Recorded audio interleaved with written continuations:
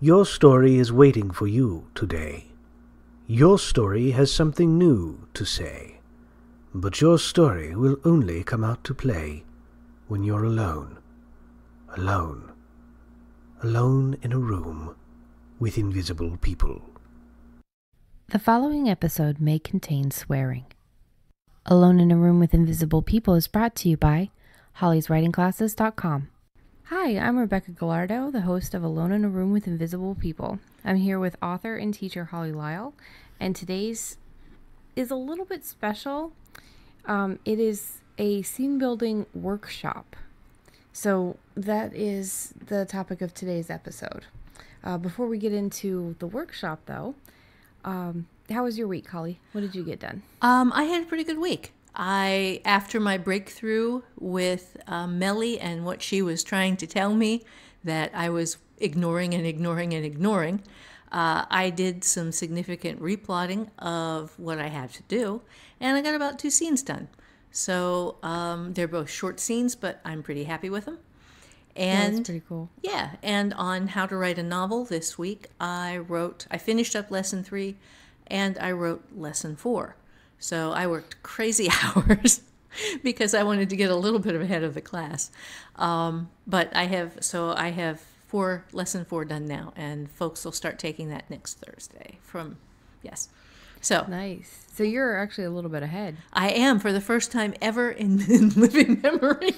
Very cool. So I'm excited about that. Yeah. How about you? Well, I have worked this week on a couple of little things here and there, but I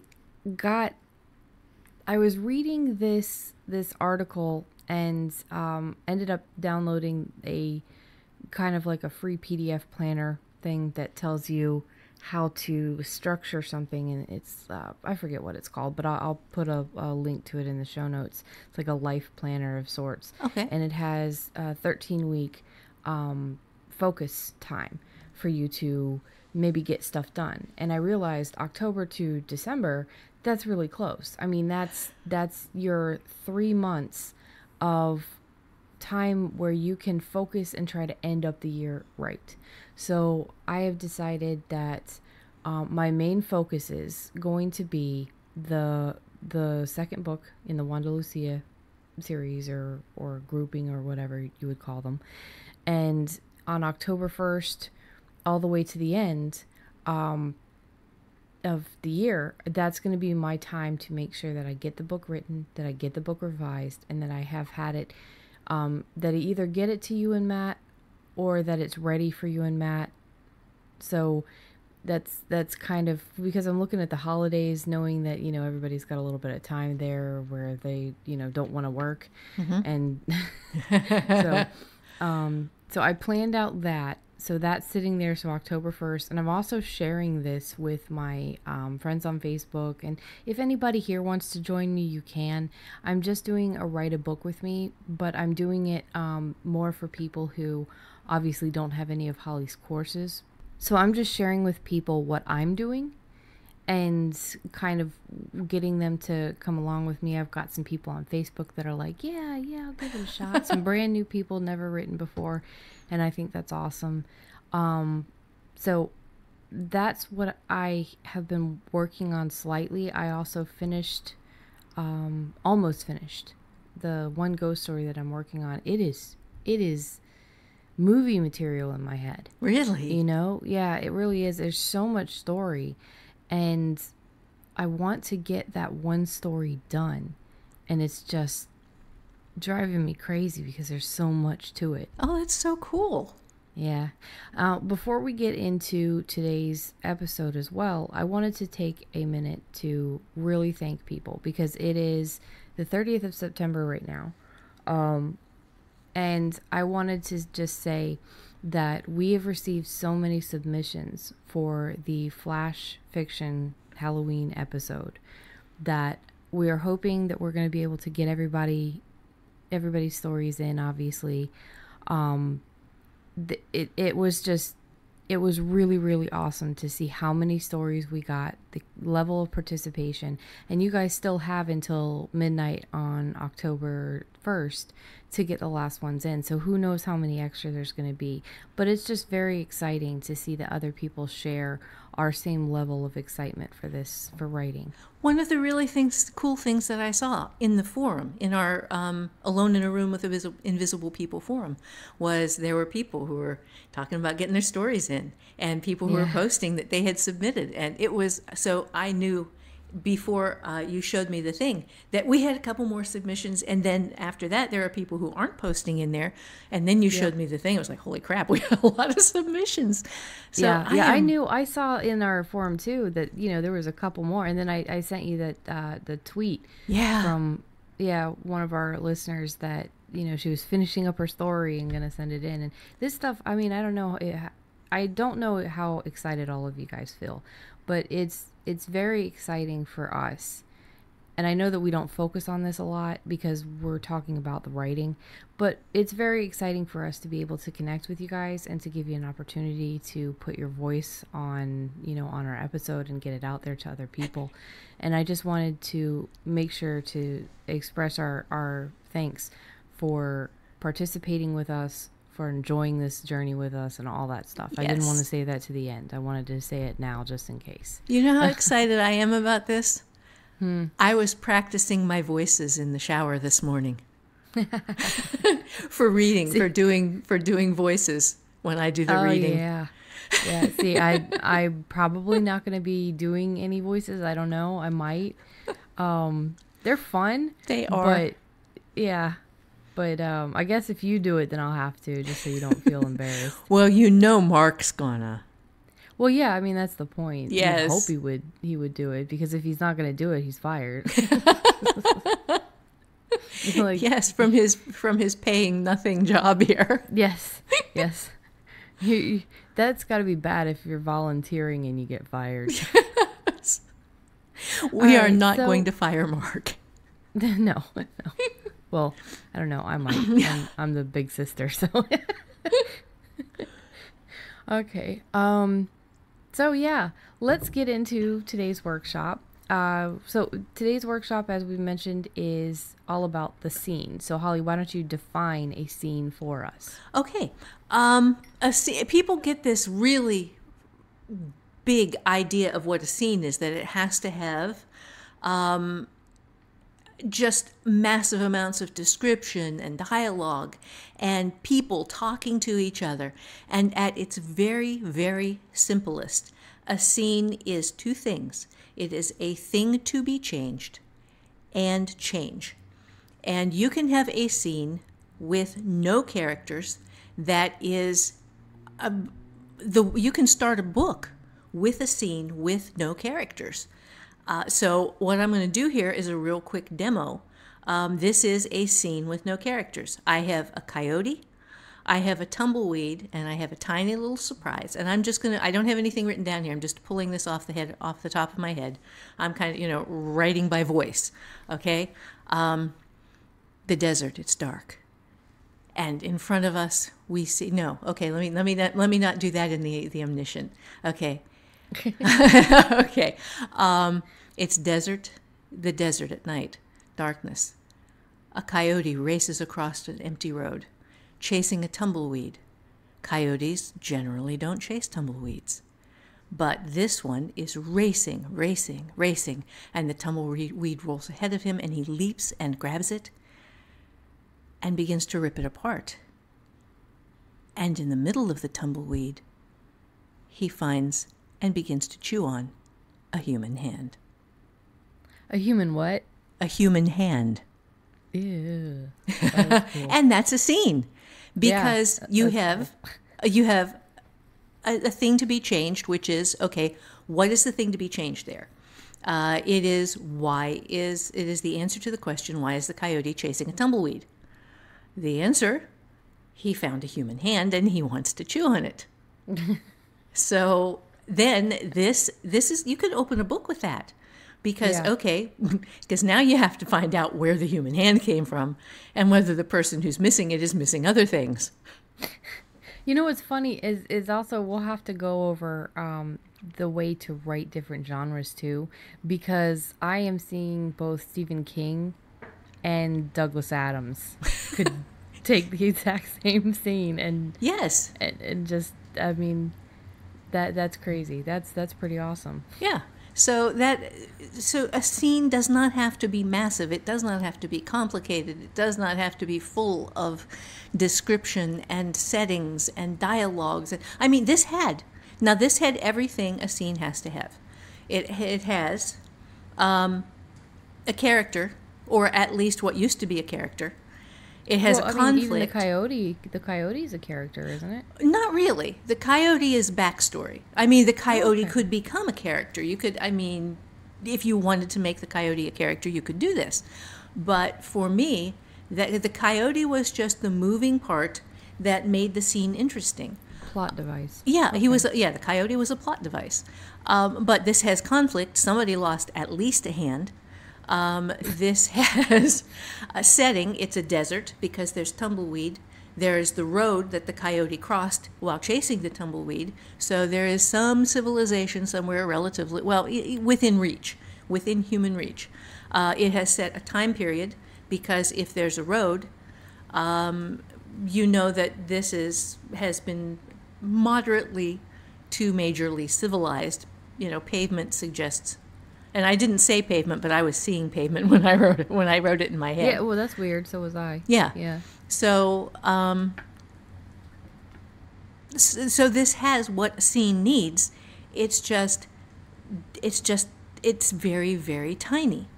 You want to give one a shot, or? Sure. Okay, so scene without a human. Yep, scene without a character, just a thing to be And changed change. and change. Okay. Figure out what your thing to be changed is first. What? Okay. And again, this is off the top of my head, so it's not going to sound that super great. The cow in the meadow was watching a cat. The cat in the fence was watching a cow. To any passerby that might have chanced upon this scene, it merely looked like they were having a staring contest. Suddenly the cat arches its back, hisses, takes off. The cow stares on, chewing its cud, until a light beams down, and the cow begins to float. Yes, and that is a complete scene. Beautiful. It's so stupid, but it's fun. No, it's not stupid. That's awesome. Cat smart enough to realize an alien invasion is coming. Yep. But in my head, there's this kind of cutesy relationship between the cat and the cow. Yeah. So, you know, I obviously would want to get that across if I was actually writing that scene. And the way my muse is going right now, it wants to write that freaking story. So maybe I'll do an alien anthology after I finish my ghost one. Yeah, oh, that's so cool. Yeah, my muse gets to play a lot. Yes, well, that's the muses that play a lot give you a lot of good work. You know, they'll show up when you're ready to sit down and write. If you let them play, man, they'll be there. So yes, that's awesome. Okay, so now what I want to do next is just demonstrate how you do a scene with one character. And I actually, on my show notes here, did not come up with a thing to be changed. Oh, yes, I did. Okay. I was going to say, I thought I looked at it. Yeah, because I'm gonna do this from the viewer's perspective first, and then I'm going to switch to the woman's perspective in first person. So this is like omniscient view into first person, which is a little funky to do with a scene. It probably is going to work better in audio than it would work written. But yeah, I was thinking that sounds more like it's kind of like a film, and the film is right, bird's eye, and it comes in and then it's level. That's right. cool. So, but because this is audio, I think this will work a little better than trying to do the whole thing from close third and then I just think this will work a little better. So I'm going to give it a shot. Okay, and again, Cool. nothing written down here except my Yeah, concept. it's just a fun workshop anyway, so Yes. go for it. Yes. This is cool. Let's see. High noon, South Florida, the hottest freaking part of the day.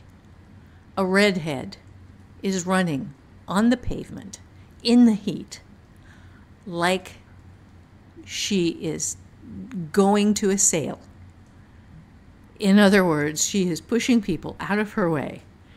She is the woman who wants to get that special toy on Christmas Day, and she is going to kill a mob to get it. But that really isn't what it is. I know there's something behind me. I know. I heard it. I felt it. It touched me. It ran its finger down the back of my neck, and its finger dripped ooze. And I know it's coming after me. I just don't know how or why. And that's a scene too. Yeah, that you like the creepy scenes. Yeah, I Which do. is funny.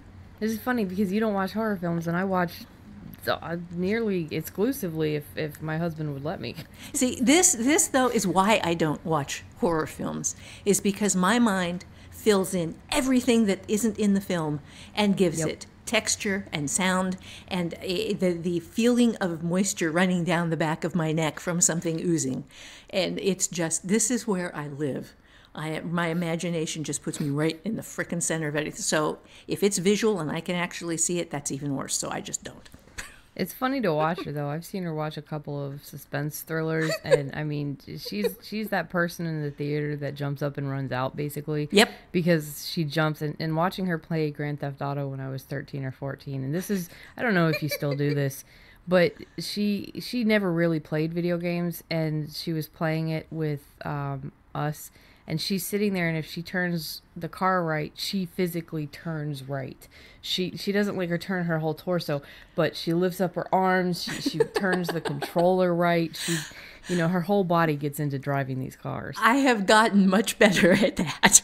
I can imagine, because Destiny, oh my God, you would be. I would be all hilarious over to the watch. place with that. So no, I was just learning to use a controller back then. And I have been playing, real console video games for quite a few years now. And I'm actually, I'm not the guys on TV standing up and clacking their buttons and turning the things back and forth to demonstrate that they're playing a video game. I'm sitting there still like You're everybody not that else. anymore. That's good. Yeah. So that was a cool scene. I liked that. It was kind of spooky. And okay, now I want to give you one third example here, and this I'm going to go back to my hero Lawrence Block, and in one of his chip books, and well, actually, in I think each of his chip books, as just something that he was doing because it was fun and funny, he was doing a single sentence scene, and I am going to give you this single sentence scene. It's 3 words. It has 2 characters in it. It has a setting. It has conflict. It has everything. Antagonist, protagonist, conflict, setting, and twist in 3 words. It doesn't have a setting. Remember? But that's the one thing it's missing. Yeah, but within as I thought about this, within the context of the book, it had a setting because the setting carried over from the previous scene. Ah, okay. So in 3 words. But if you're looking at that scene alone, it doesn't have a setting. Right. But if you're reading the book, it does. Yes. Okay. So All okay. right, cool. And here is the scene. Chip, I'm pregnant. And to understand this, here's the conflict. Chip was this guy who got around, and the girl with whom he was now pregnant was not his wife, or a serious relationship or anything. So the conflict was, oh my God, what am I going to do? You're hearing this from inside his head. So the characters are Chip and the girl. The conflict is a pregnancy he was not excited about. The setting was wherever they were in the previous scene. And the twist was simply, uh-oh. Yeah, well, that definitely is a big change. Right, right. That the is twist is something that changes, and that's a twist. Right. So that's it right there. That is a life-altering twist. And I thought it, and I read those books specifically to find those single sentence scenes because I wasn't crazy about the character. I did not like Chip. He was one of Block's earlier series, and I disliked him because he was kind of scummy. But yeah. But you like the writer too. Oh my. That's what's really cool is that if you like a writer and you're loyal to their stuff, you'll read everything they write, even if the character isn't your favorite person. Right. Because the writing is just good. Yeah, and he was not even at godlike status yet. He was. You could still see him learning some of his stuff. But those one-word scenes or those one-sentence scenes just fascinated me. So I read every single one of those books just to find that scene and understand how he did that scene. And damn. So anyway, with that, Becky and I have decided to do a mini workshop for you guys. So, and I didn't know, I didn't even look at Holly's show notes yesterday specifically because I knew this was going to be a workshop, and I didn't know what we were doing. So when we sat down this morning, we just kind of talked over what we're doing. So I'm coming in this totally fresh, empty-headed. So I just want to say, even if you are stuck, even if you are at a point where, you can't think of an idea for a story, which is, again, that's very rare, but I'm coming at this from absolutely no planning whatsoever. So hopefully, I can show that's, you can still come up with some cool stuff. I don't know. Right. And we will be batting ideas back and forth. I'll give you as the listener the question, and then Becky and I will bat stuff back and forth. Okay, what kinds of things for this answer? And, you can listen to that while you're writing. There are no worksheets for this. You just get a piece of paper and a pen or your laptop or whatever makes you happy and however you want to get from point A to point B. And with that said, let's go ahead and start the mini workshop. All right, you ready? I guess. Okay, the first question you ask yourself is, what changes? It doesn't have to be a big change, but something has to change. Okay. So, what kind of change? Okay, let's look at it from a couple of different genres. First off, in romance. Let's say you're starting a romance. What changes? First thing in the romance. Guess it depends on the type of romance, but let's just say I'm working on a romantic suspense. So the first thing would be that your heroine, usually you start with the female, could be the hero. There would be something wrong. There would be some kind of dire situation that she's already in, and it would normally get worse. So, and that could be anything. Let's say that she's at a horrible job interview, absolutely just going trash. And then all of a sudden, all the power in the city goes out. Nice. In my head, her car broke down on the side of the road. Oh, but that's leaving Wanda Lucia.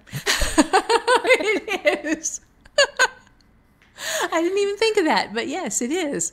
Your muse stole my idea. Well, the thing about it is, though, my muse didn't have it in a small town. Your muse would have put like weird gnomes or weird something there. Yes, well, my romance is never. Yeah, there's always a ghost or some weird thing or a telepath or something. Yep. Yes. Magic or paranormal. Yeah. Yep. Because that's. I am incapable of writing a regular romance. My mind is just too weird. Okay, so we have something that changes. And just kind of hold in your head because we're going to present our scene here. when we're done. Oh, okay. Okay, so pick something you Oh, like. shit, I gotta go from damn. So, okay, so I have a car that broke down. And I'm just Yeah, I'm gonna have to get a pen. Yeah, to keep because, track of okay, this. car breaks down. C-A-R. Okay.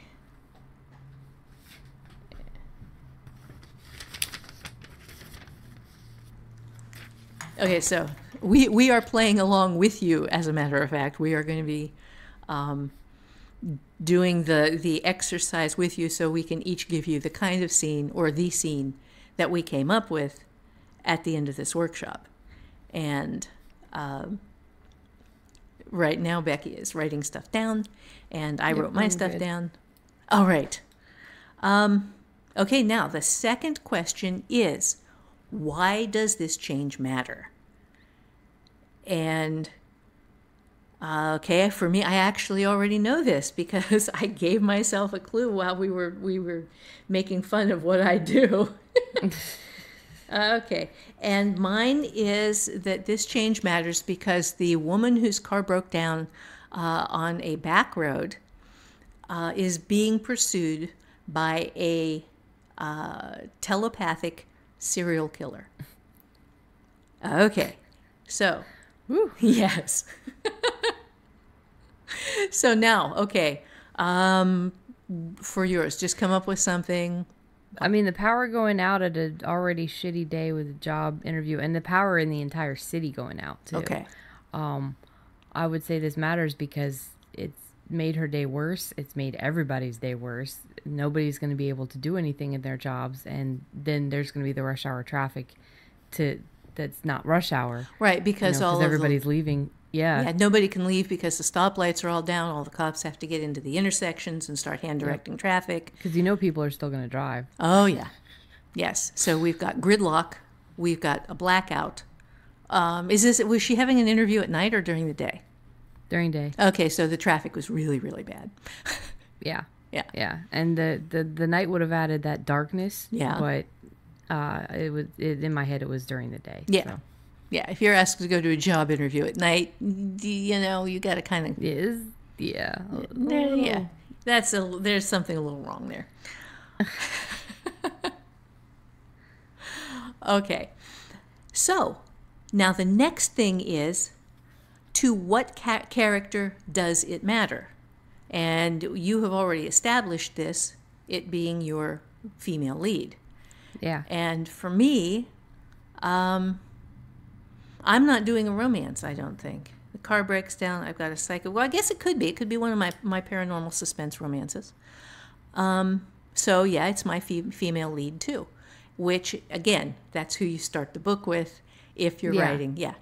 Because but this could be any scene in any part of the story. Right. So we just did a opener. Right. So, well, I mean, if you're playing along and you don't have a story idea, this is first off where you get your story idea, and first off how you write your first scene. So we're covering a lot of bases with this workshop. Yeah. All right, so we have already established who our character is. Okay, now, how do you show this conflict? This is a little trickier. So let me kind of walk you through. With the first scene that I just did off the top of my head, the no character scene, I showed action. I showed a coyote running. I think I mentioned the dark of night. Crossing a road, tumbleweed rolling. This is all action. And one of the most important things that you have to do when you are writing a scene is you have to make things active. You can start with conversation, but the people have to be doing something. They have to be doing something in a place. So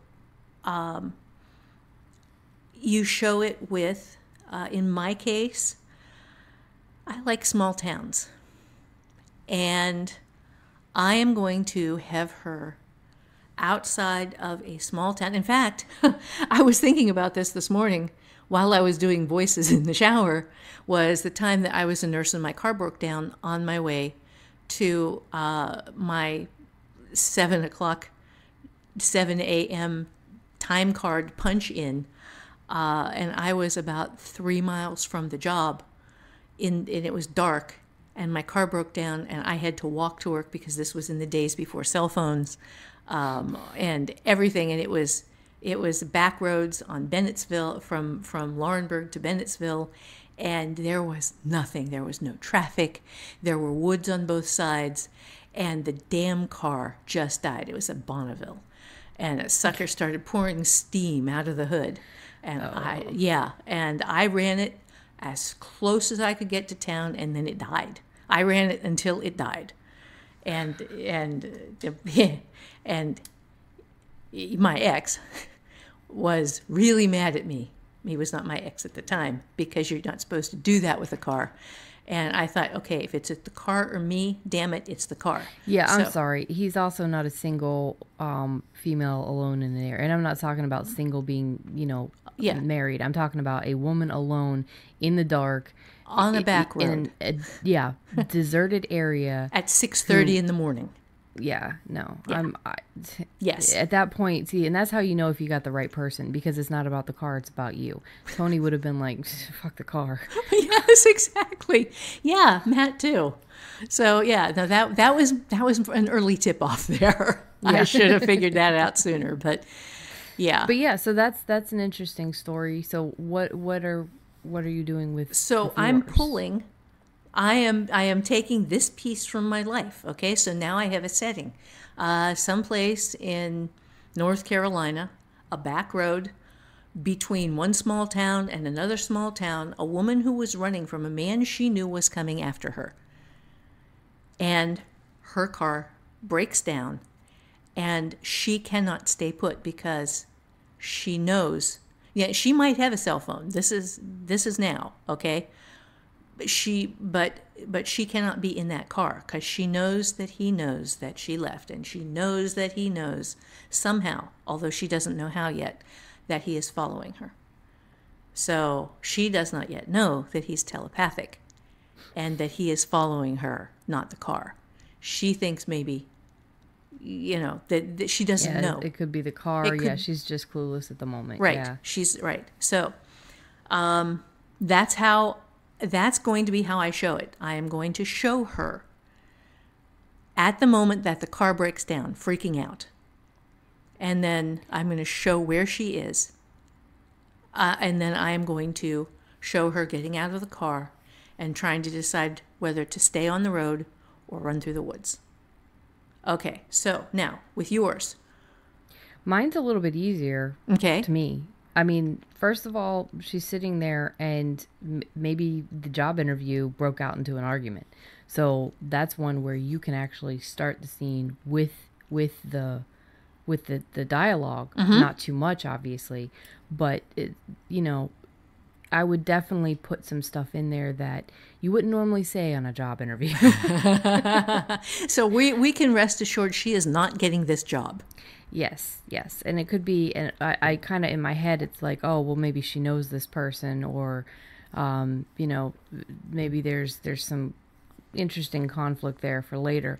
But the job interview is not going well. So there's a brief bit of dialogue that shows that there, is the job interview, and then maybe he asked a typical question like, where do you see yourself in 5 years? But it's a sarcastically asked question, so she ends up being a bitch, but not really. She ends up giving him some smart ass answer, and then before he has a chance to reply, power goes out. And she is going to blame him. Oh, what is this? Is this some sort of trick? Maybe he's trying to get in her pants. Are you trying to really? You think this is going to work? And he's going to get up and go look out the window and look around. And I'm thinking this would be her love interest, oddly enough. They start off hating each other. That's how so many romance novels start. Yes. And this one sounds kind of funny. So he's looking out the window, and which doesn't make sense. I'm not going to have him do that, because that's not what you would do in a power outage in a city. Right, in the daytime. Because when we get a power outage out here, out in the middle of the freaking nowhere, I go out and I look out the window to see if anybody else lost power. Right. But yeah, so he would go through. They leave the office. They look around. Maybe they they hear somebody calling to them, they run outside or run to the window because it's a higher office building in my head. Oh, and they all look perfect. out. Yeah. The elevator's not working. Yeah. Yeah. So they're stuck on that floor unless they want to go down the stairs, and the stairs are going to be dark. Yeah. Yeah. But they look out the window, and of course there's been a crash because it just happened. The power just went out. So all of the lights went out. Maybe it's an EMP blast, whatever. I don't know. Oh. But yeah. I've changed it with an EMP blast. Boy, you really longer- did. All of a sudden. Yeah. Well, all of a sudden they need to get on the same side really fast because they're going to have to Yeah. help each other survive. Yeah, I kind of like that. I kind of like this thing. Yeah. Shut up, Muse. You can't write this one. Shut up. But yeah, so then you'll see all the crashing cars. You'll see people starting to honk. The lights are off. Yeah. Kind of neat. Yeah. Oh my God. Summer blockbuster brain right now because I was thinking a plane falls out of the sky, the subways shoot up out of the ground. Oh. Stop it. See, and this is where we need to have a workshop, or not a workshop, but an episode on containing your psychotic muse. Oh my which God. is Yes. in the future. Yes. Yes. Well, let's get everybody's muses all wound up and busy first, and then we'll have to We'll teach them to calm them. first Yeah. we'll have to figure it out ourselves. However, because Yes. for me, this is every time. Every Yes. time I just start bouncing ideas off the wall, and every time I get something that I want to write. And at this point, I can't live long enough to write all the stuff that I already want to write. Even if you lived, 3 or 4 lifetimes, you Yes. would not be able to. And the problem is it compounds. It compounds So- and it accumulates, and there's it's never ending. yeah, that's what I love about writing. Yeah. Yeah. So anyway, okay, back to the workshop. Okay, so you've got how you show it. I've got how I show it. Now, the next question, and this is the 5th question in this thing, is how do you end it? And one more time, I'm just going to read through the questions real quick. They are, what changes? What one thing changes to start your scene? Why does it matter? To what character does it matter? How do you show it? And now, how do you end it? And because mine is a romance too, mine is a paranormal romance, I end mine with, okay, there are 2 ways, man. Damn. We'll share them both. Yeah, okay. Well, there are 2 ways that I can end this. I can say she goes into the woods. She decides to get off the road because she just kind of feels him following her. So she decides to go through the woods. And she sees a light, and there's a cabin, and she goes to the cabin and knocks on the door, and the guy answers it. Okay.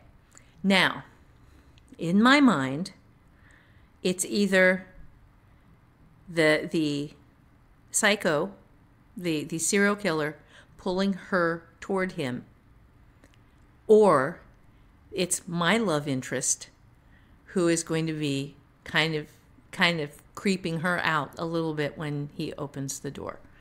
He might have a wild man look. You know, if he's out living in a log cabin in the middle of someplace in North Carolina. I love North Carolina. It's one of my favorite settings for it's a wonderful stuff. state. Yeah. I just The wild man look. Now I want Tony to grow out his beard again. okay. So those are the ways that I can end it. She and that's just it. As I came up with 2 ideas on how to end it from the first idea that I had, which was she goes into the woods. The other idea I had was that she stays on the road and a car is coming the other way, so she flags down the car. And that's the love interest. And he offers her a ride, and because she knows that the guy that was after her was following, or is pretty sure he was following her, she goes ahead and takes the ride. Yeah, because you've got that triangle of, and I love the triangle that you have. It's in the plot clinic, the triangle that has survival. Oh yeah. What is that? Oh God, Maslow's hierarchy. Yeah. Yeah. So that hierarchy, it depends on where they are on that triangle, as opposed to that will guide their actions. Right. So obviously, if she was safer, she wouldn't take a ride from a stranger. But because he's the less dangerous thing in her mind, Right. she takes the ride. Right, exactly. Because your base level on Maslow's hierarchy is don't die. Yeah. That is the very first thing, and that's where she is right now, is at don't die. Yeah. So, yeah. Well, ending mine, I would say, because the conflict is the power going, well, there's already conflict. Oh, and I just wanted to say, even though conflict is not two people arguing, I was not using the argument as a conflict necessarily, but as an action to show the conflict between the two characters. So, because I know we always say conflict is not an argument between two people. So, and then of course I go right ahead and do an argument, but there's always exceptions to that rule. Right, and your exception in this is, once you went nuclear, oh, good Lord, yeah. then they have to go from not liking each other to being stuck with each other. Yeah, in being that stuck first with scene. each other, trying to work together. So how I would end it, because there's got to be another twist. Pretty much, I would assume. Mm-hmm. So they have another spat because she's not doing anything and taking from my life. I can't just stand there and not do something. So she, just not even thinking, goes to hit the elevator button, and he makes some smart ass comment about, power's out, idiot. And so she, heads down to where the stairs are. And he, he's like frustrated. He's like, you don't take the stairs. It's too dangerous. There's going to be too many people. It's too dark. So she takes it anyway. And he follows her because he doesn't want her to get smushed or hurt or something, which is neat because they don't like each other. So why does he care? Mm-hmm. And oh God. Okay, but Hold on. okay, go ahead. Hold No, on. you got something. Okay, go ahead. I'm sorry. It's my muse again. So they're in the stairwell and there's nobody in the stairwell. And she's, talking sass to him like, oh yeah, it's going to be so crowded. I'm going to get run over by a mob, blah, blah, blah. And then they get out.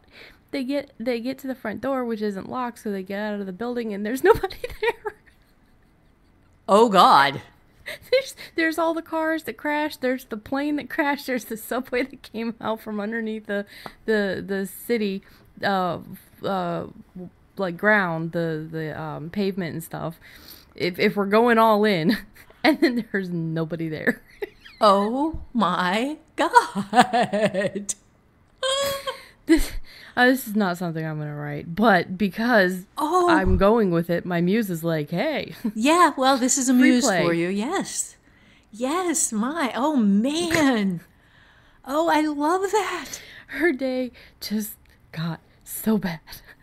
Yeah, that's a bad day. Holy crap, I love that. Okay. So that's with romance. You want to try one other genre? Sure, we have time. Okay. But I don't think mine was romance. Not so much. No, yours was end of the world. Boy, I don't know what yours is going to be. End of the world. And then you had the everybody disappearing too. Yeah. So the Roanoke, because I love that whole, like, an entire village disappears without, I mean, it's just that mystery. Obviously, I feel bad for the people in real life, but in your head, there's that mystery. Yeah. So, but no, the main thing can still be the romance. It's just everything went to shit. I didn't do well with that genre. All right. So, I guess this time, I'm going to go with fantasy. Because I haven't done anything in fantasy in a while, so I'm going to do magic. I don't know how my magic's going to work yet or anything like that. But because of the way this process works, the magic has to be the first thing in. It has to be small, but you have to show that part of the world right away to demonstrate to the reader that it's fantasy. So, what do you want to do this time? I can do fantasy. Okay. All right. So isn't that kind of what Glass House is kind of fantastical? Yes. Because you know all of the, you know more background than I put into everything else. I would say it's paranormal, but it's definitely got a fantasy paranormal. Yeah, I was gonna say with everything that's in that, Yeah. including my little guys that are in that. You are making your own genre. Yeah, And- it's paranormal fantasy. I think is a good. Man, I am so mix. excited for you to get this thing written. I really am, because I'm so looking forward to reading it. It's right down my alley. All right. So we're both doing fantasy then. All right. Okay. Okay. So our first question again is, what changes? And my change is going to have to demonstrate the magic.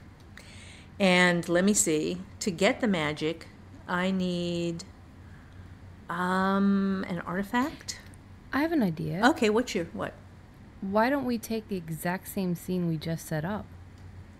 Okay. From my character at a bad job interview. Okay. And your character in the car accident, but we don't know the backstory yet because the backstory is new. Oh, let's do that. Okay, cool. Yeah. Okay, so, all right. So I have a car. I have a female lead. And in this instance, there is magic involved.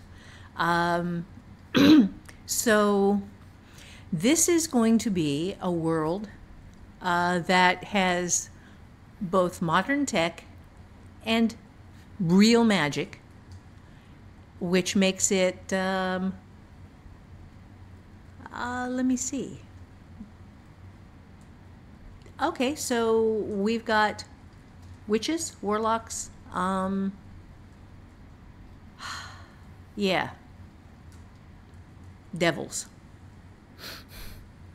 I set devils in North Carolina once before, and I had a lot of fun with it.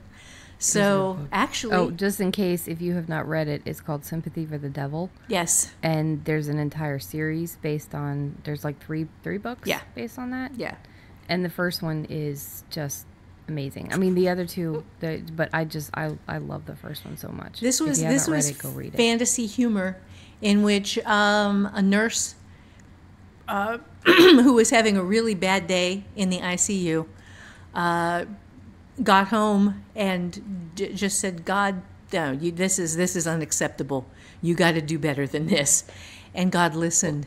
She was asking because she had a problem with the idea of hell. Yeah, she had a problem. She was asking God to give the people a second chance, right? Yeah, that was it. She said no. This is because her husband had been killed in a car accident, and he was a scumbag. And but she she said no. I can't think. And she had done CPR on a 90-something-year-old woman in the ICU because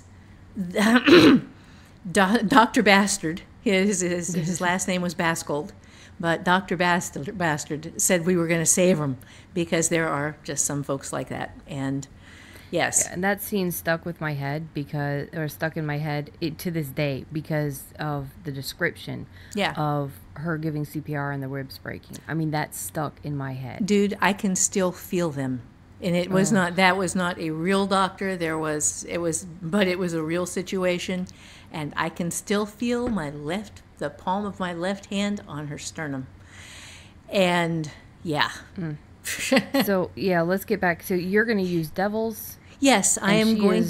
Her car just broke down. Right. So this is a different character, and this is a world in which 200,000 devils, demons, and assorted hellspawn have been released into North Carolina within the borders of North Carolina specifically as a favor to this particular nurse, making things a little complicated for everybody else. And my girl right now is everybody else. And okay, so this is the same world. This is the same world, yes. Fuck yeah. Cool. I'm going to name her Cindy. And Cindy just had an imp destroy her engine. And Cindy was on her way to someplace important. Okay, so that is what changes for me, is a little imp, a little gremlin, one of the tiny hellspawn who can only do little things, decided this is a great time to break her engine. And does it. Okay, your turn. Damn it. You stole the because you said devils, and I'm like, yes, okay, I'm still good. I'm 'Cause sorry. I came up with something. I was gonna use a gremlin because that's what I've got in Oh, and Glass House. Okay, so you do your But thing.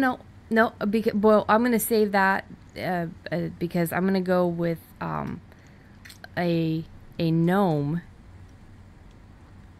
But these are not like the little house gnomes. Mm-hmm. You know, the little. These are kind of. Okay, so basically, she's at this job interview with a guy. It's going horribly wrong, and she has a personal gnome, and the gnome is not seen by anybody else. It's just it's she has a gnome that she has had since she was born, basically. And when she's upset, it does things, and when she's happy, it does things. She's clearly upset, and the gnome jumps up on the table of the guy, the interview, and starts giggling, and she's like, oh shit. Now, dude, really? Yep. That is a good change. And that is a fine way to start a scene. Yeah, it changed because I'm using a personal gnome instead of a random gremlin that just popped up. Right, So, right. That's awesome. Okay, so the next question is, why does it matter? Okay, so for me, so that this is not a case of something scary pursuing her, I want a different kind of story. The gremlin, she was on her way to something important, to... Well, you said she was... Oh, no, that's right. The other one. Yeah, that's the other My story. bad. So this is a new one. She was on the road going someplace, and the gremlin broke her car in this one. This is Cindy. Okay. And Cindy was, okay, this doesn't have to be a romance because this is fantasy. Cindy was on her way to the first time she had just bought a new house. It was she's a first time homeowner. She just bought a new house. She's not from North Carolina. Oh. So she kind of missed the little warning note about the 200,000 devils, demons, and assorted hellspawn. So she is really confused. Yes. So she doesn't know what has happened.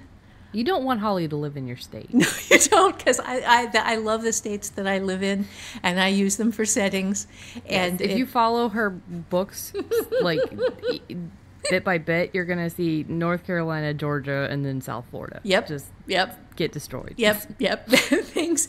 And yeah, and I have used Ohio too, even though I haven't lived there since I was a kid, because God, I loved Ohio. But anyway, okay. So what do we got here? So she is going to, so she's going to her new home. So she also didn't realize that she got an awesome price on this new home, first time home buyer, and people were really excited to sell it to her. Gee, I wonder why. And she failed to get the full disclosure because she didn't know to ask. Poor dumb girl. She got always ask for the new house disclosure. Yeah, it was anybody. Yeah, well, I've learned that from watching paranormal shows and shit, like seeing all of these people move into these houses and like, we just thought it was a great price. We jumped on it. No, I have learned, even if it's not a great price, I'm going to ask, did somebody die in this house? Right. Because my ass ain't living here if they did, because I know there's going to be a ghost. Yes. So what is the disclosure on this place that she didn't ask? It wasn't the 200,000 devils. Oh, that yeah. got Yeah, I'm released just in trying to okay. decide who. Roiling Scumbucket. He was one of the devils from, yes, and that's Mr. Scumbucket to you. He was one of the devils from the first book. And Roiling Scumbucket is coming back. And he is going to have set up housekeeping in the basement, and if there is a basement, that means that she is over in the mountains because the house is on the plains, and over on the east coast of North Carolina don't have basements, but the houses over on the west up in the mountains do. So she has a house in the mountains, beautiful, little cabin with a basement kind of thing. And she's so excited because it's got a great view and it has a rolling pus bucket in the basement. Oh, God. Alrighty. So, what was this that we were setting up here? Okay, the question here is, why does it matter? Why does it matter? Right. Okay. Oh, this kitty stuff. Yes. And you had your gnome. Yeah, my gnome showed up. Okay, so why does it matter? Because of the gnome's tendency to react to her emotions. So if she's unhappy and he's on the desk giggling, he's going to try to make her happy. Oh, he is. Oh, God. Can the guy who's with her see the gnome? Nope. Nope. Perfect. Yeah. That's what I was saying too, is that nobody can see her personal gnome. Oh, God. It is, yeah. So he is going to, this job interview just got really interesting. Oh, God. I love that. Okay. So we are likely to experience what looks like psychic phenomenon during a job interview. Yes. And I might want to actually write this scene because I love little gnomes, and he does look like the house gnome. He just doesn't have the pointy hat or the matching cutesy clothes. He's just this little tiny bearded old man, and he's standing on the desk giggling, ready to attack. Oh, God. Oh, my mind went someplace bad. I can't go there. All right. Moving back to, the next question is, to what character does this matter? And in this instance, because I'm not sure how obviously it matters to Cindy, but wow. Because she is trying to get to her new house, and her car has been infested by a gremlin, and her house is infested by a rolling pus bucket. But she doesn't know that yet. No, she doesn't know that yet. So what does she do? She does have a cell phone, and she is going to use her cell phone. And she's going to call an Uber. Yeah. She's just going to call her car company. Okay, her car has one of those services where you can push the button on it, and it could be a rental. Yeah. It could be a rental. Yeah. So call the rental company. Yeah, because her car is being brought down along with all of her stuff to the place, and her stuff is probably already there along with her car, and she just has a rental. She definitely needs to get there. Yeah. So she definitely needs to get there, and so she's going to call somebody to come pick her up. And the somebody who comes to pick her up is going to be a fallen angel. Oh, nice. Yes. So this is going to have a little bit of a romance thing to it, too. It's not going to be Agnostus, who was the love interest in the first one, but that she is, and she is not, unlike Dane Kuttner, somebody who could get a personal favor from God. She's going to be a little more naughty. Naughty, yes, that's the word we want. Naughty.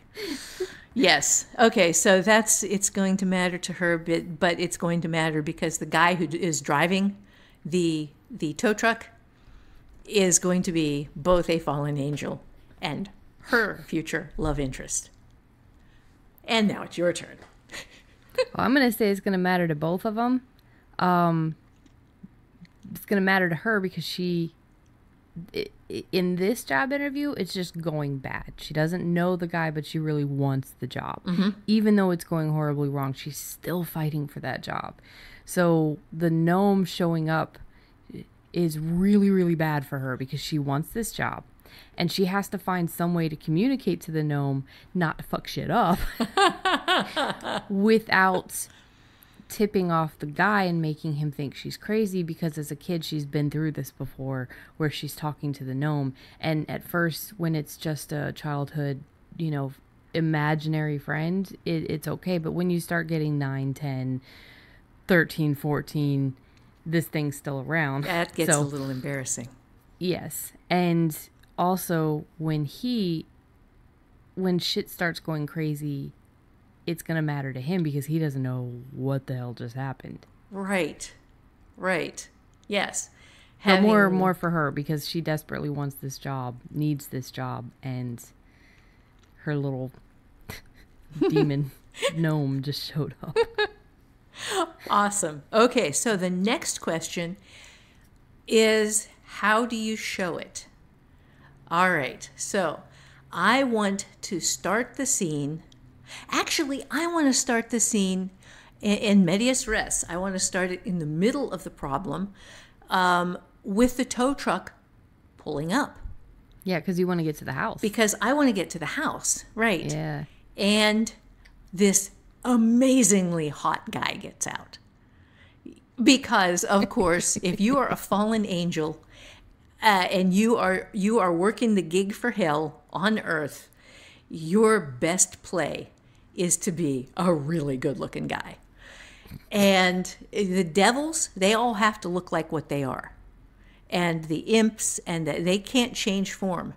But the fallen angels, they can look like what they want to look like. And this guy,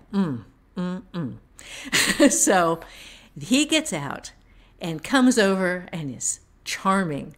And, he says, hi, oh, yeah, that's really sucks. And he tips the gremlin out of her sight.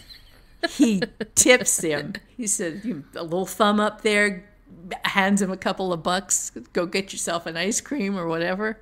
Oh, my God. Yes, because That's adorable, though. The gremlin scouts for him. He's going to run off. Hee, ice cream. Yes, exactly. And so this is going to be, I think this is going to start with his point of view. And he's going to see her, and she is just his type. A little ditzy, really cute, short, curly blonde hair, long, fluffy, but just perky.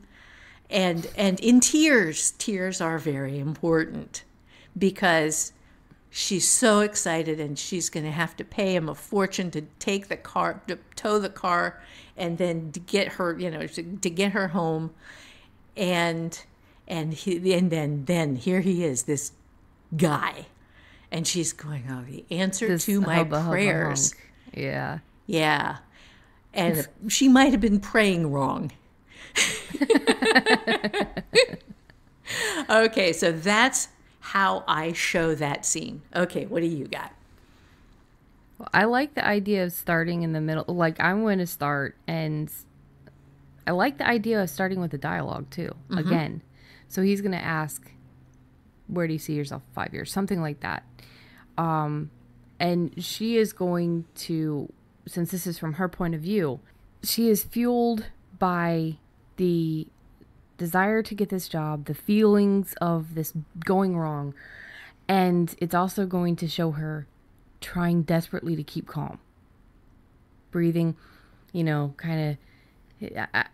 It's going to show a little bit in her head too, just her saying keep calm, keep calm, keep calm, keep calm.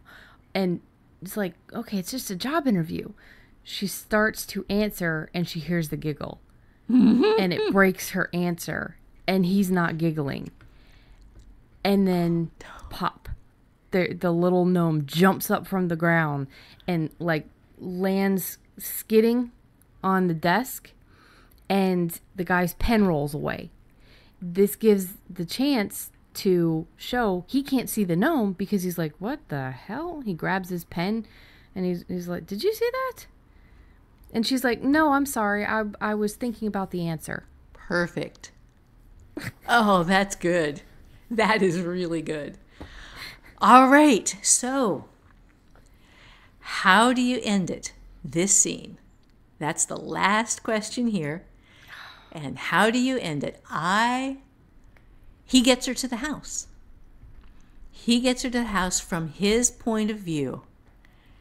And he's really nice, and he gets her permission for him to, maybe call her when she's had a chance to get settled in.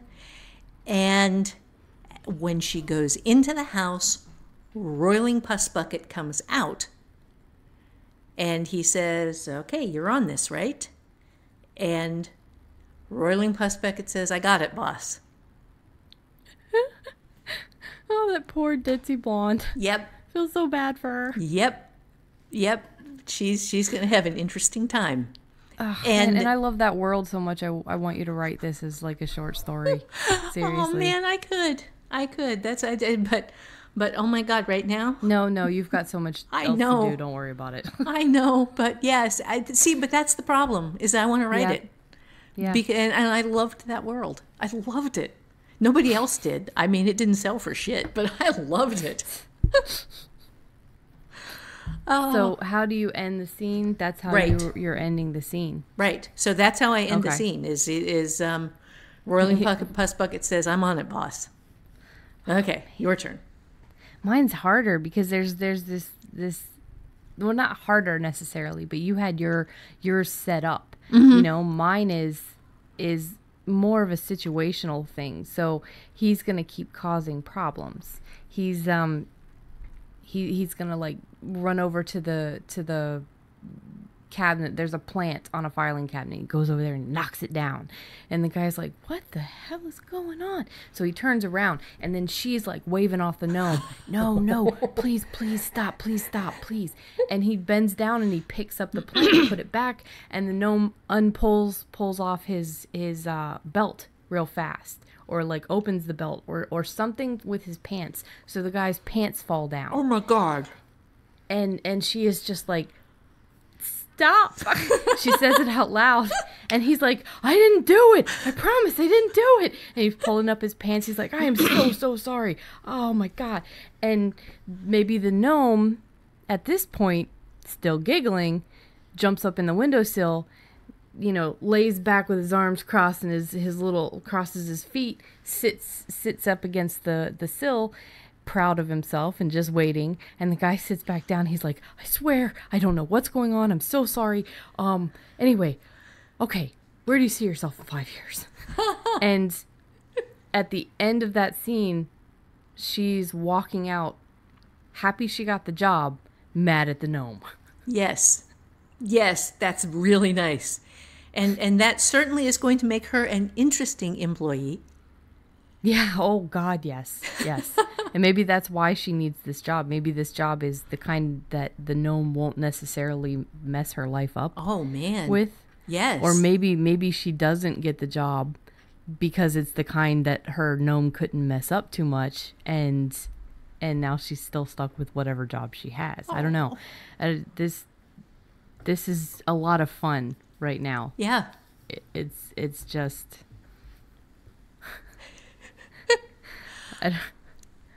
I like the idea of him getting her the job and her mad because he got her the job that way, and her talking to herself on her way home, even in the big city, you know, walking to a subway, like, I can't believe you did that. That's not how I wanted this job. You have to stop doing this. We've talked about this.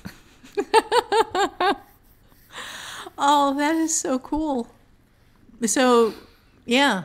I seriously, I am excited to see. This is something that you could do, and it would be really cool.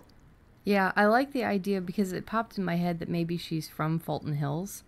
That's why she has a personal gnome, and she's trying to get out of Fulton Hills because she thought maybe, you know, she has this love-hate relationship with the little dude. He's been around since she was born. Right. So, and nobody can see him. Not even her parents, nobody. So I'm thinking this is kind of fun. This is because Fulton Hills doesn't let you go, No, as we've discussed. no, but it might bring a guy in. Yep. That's what I was actually thinking, is that this is going to be a romance where maybe somebody can see the gnome at one point, maybe not, but he believes her. I don't know. This is kind of cool. Yeah. So, is that it? Yeah, I As far think as so. the scene workshop? Yeah, well, I think we've given basically 4 pretty decent demos. Oh yeah, we had fun. How too. how you build a scene. And, you know, we've done it as 4 separate story starts. But, you know, once you get the first scene, the process remains the same. And I'll do the process one more time. The workshop itself is what changes, why does it matter, to what character, and as you've seen, or characters, does it matter, how do you show it, and then how do you end it. And just go through that process scene by scene. And remember that scenes don't have to be long. They can be short. They can be really short. And that you include, well, that actually is part of the takeaway. So, well, I wanted to ask one question because Sure. we would be remiss to cover scenes and not answer this question. And it might be a longer question, but you can kind of give it to us because this is the question that I've heard more than 1,000,000 times. It's always the question. Okay. It's how do you know when to start a scene and when to end it? Okay, and that is a very good question. You start it with a change. You start it with the character experiencing a change that puts them in a situation they were different in. Okay, let me untangle my tongue here. Oh my goodness. Yes. Oh my God. Okay, so you put them in a situation, have the situation change right there. And that is where the scene starts, is with something changing for the character that the character then has to deal with. And you end it with the change that is how they deal with it or how that particular thing resolves. And you don't go past that. You stop. Yeah, so it's that get in, you come in late and you leave early. And you get, kind yes. of mentality. Exactly. For every single scene. Yes, yes. And you focus on the action of the scene, of why it matters. But you get, yeah, exactly. You come in late and you get out early. And just remember when you're writing first draft that you can start scenes earlier if you have to put yourself in that mindset. I've done that. I know a lot of people they don't know exactly how to get certain places, so you might meander a bit. This gets it might easier. take you a little while to get there. Right. But yeah, like Holly said, it gets easier the more you write, the better you are at getting to the point, knowing what the point of the scene is, knowing what the change is, knowing when to leave, of getting that flow in your voice and everything together. But if you're writing first draft and you're stuck on a scene, write a whole bunch of shit. It's better to sit there and just start writing crap that you know won't work, and then you'll find yourself. Right. Than it is to sit there and ponder over every single word before or frustrate yourself. It's better to write than to sit there frustrated. Right. Basically what you're doing is what Becky and I were both doing as we were thinking our way through it, is you got to see the places where we started, you got to see what we were thinking of, the ideas we were trying on. And when you're doing that on a page, that's all the stuff that you write that in revision, you're going to take out, but that's okay. You cannot make a mistake in first draft. Everything in first draft is fixable. So don't sweat it. Just do it. Just sit and do it. Just do it. Absolutely. Yeah, that we didn't cut anything. I'm not when I do the edits, I'm not going to cut anything out. You're going to hear all of our stuff. Yeah, the missteps you'll and us changing our minds and and all of that goes on the page. Back and forth. Right. Yeah. Yeah, absolutely. Even when you're there by yourself working with nobody else to bounce stuff off, you're still with you and your muse. So you're still bouncing stuff off yourself. Right. Don't be afraid to mess up your first draft. Can't be done. So what is our takeaway for today? Okay, the takeaway here is that you have to remember every scene shows part of a story. It shows. You have action. You have people doing things, and the things they are doing matter, and they matter because they move the story forward. So you are showing a change. Every scene changes something that is important to the character or the world. And this, I cannot emphasize this enough. You have to know before you start writing the scene why this scene matters to the character. And you might, while you're writing, find out why it matters, and the reason it matters changes from what you thought, and that's okay. Then you write in the change, and you just keep going. And if you discover it there, mark that somehow. Don't cut the other stuff out, because you don't know how much good stuff you've got in there, and until you start revising, you won't know. But mark and the you might point. want to use it in a different scene or something. Exactly. Don't throw away anything in first draft. First draft is your toy box. It's, you get to put all the toys out on the floor, make a big ass mess, and then revision is where your left brain gets to come in and clean up the mess. So don't worry about that. Okay, and then finally, when the change happens, the scene is done. Boom, out you go. This is, a lot of people are very fond of what they call the transition scene, or where you are driving, you have a person on the road and the person is driving for 3 days. So they want to show the person driving for 3 days. No. This is, you've made the change, the car broke down, the guy showed up, and then you cut. And the 3 days later, and that's your transition right there. 3 days later, Bob woke up. Or 3 days later, I ran into the same man at the store, or whatever. But there is no showing everything that happens step by step in real time, because fiction is just the good parts version. It skips all the boring shit. If you're bored, your reader is going to be 100 times more bored. Yeah, and I hear this all the time. I just have to write these scenes. I have to get through these scenes to get to the ones that I want to write. And it's like, okay, but then you're telling your reader you just have to sit through these boring scenes to get to the good ones. No, please, God, no, you're not going to have readers. Right, because you might think the reader needs to know this, but if the reader isn't into the story, the reader is thinking, oh God, no, different book. Yeah. I'm not like my husband. My husband says if we start something, we finish it. So that's it's not being a dick. If he sits down and he starts a movie, he finishes it, which is great for me because I can get him to watch all manner of horrible horror films. And he does not enjoy them like I do, but it's not exactly torture, but at the same time he's my bully, so I have no problem making him sit through crap.